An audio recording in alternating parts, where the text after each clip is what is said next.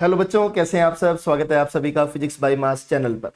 बच्चों, हम लोग HCV सर द्वारा लिखी गई कंसेप्ट ऑफ फिजिक्स को लाइन बाय लाइन पढ़ रहे हैं।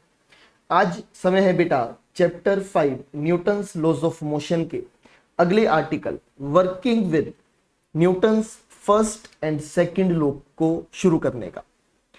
तो चलिए बेटा देखते हैं कैसे आप इन लॉज को अप्लाई करेंगे, कैसे आप इन लॉज का यूज करके प्रॉब्लम्स को सोल्व करेंगे, वो आज हम सीखेंगे। सर यहां लिखते हैं Newton's laws refer to a particle. ये ध्यान रखिएगा बेटा, अभी हम सिस्टम की बात नहीं कर रहे हैं। ये जो लॉज हैं वो एक पार्टिकल के लिए लिखे गए। And relate the force acting on the particle with its acceleration and its mass. Before attempting to write an equation from Newton's law, we should very clearly understand which particle we are considering. क्योंकि जब लो ही एक particle पर लगाएंगे तो भैया ये तो check करना पड़ेगा ना कि वो लो आप लगा किस पर रहे हो।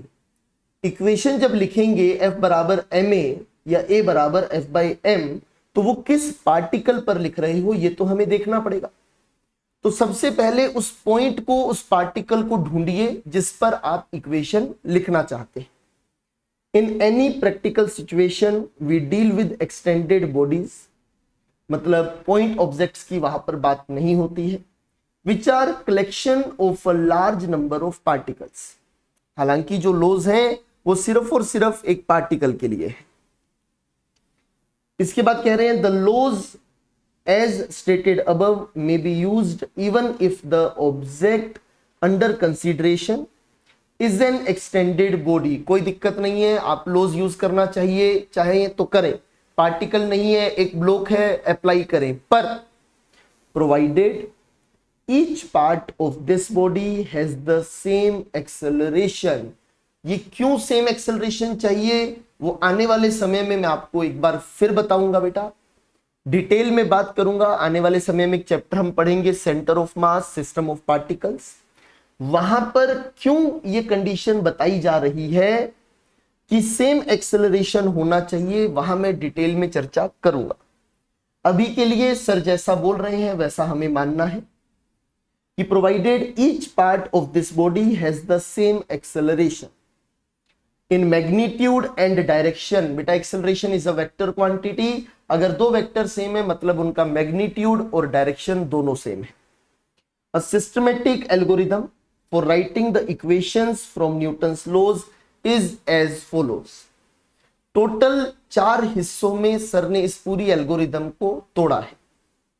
पहला स्टेप डिसाइड द सिस्टम, दूसरा स्टेप आइडेंटिफाई द फोर्सेस कि किस पर इक्वेशन लिख रहे हो वो पता करो, कौन कौन से फोर्सेस लग रहे हैं वो पता करो।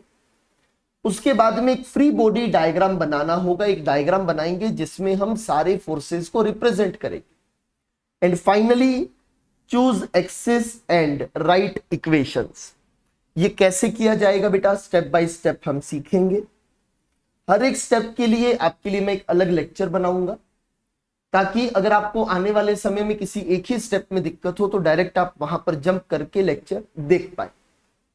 तो आज हमने ये समझा कि जो लो अप्लाई होगा वो किस पर होगा। पार्टिकल्स के लिए लिखा जाएगा, सिस्टम के लिए लिखना है तो उसकी एक कंडीशन है कि सबका एक्सेलरेशन सेम होना चाहिए।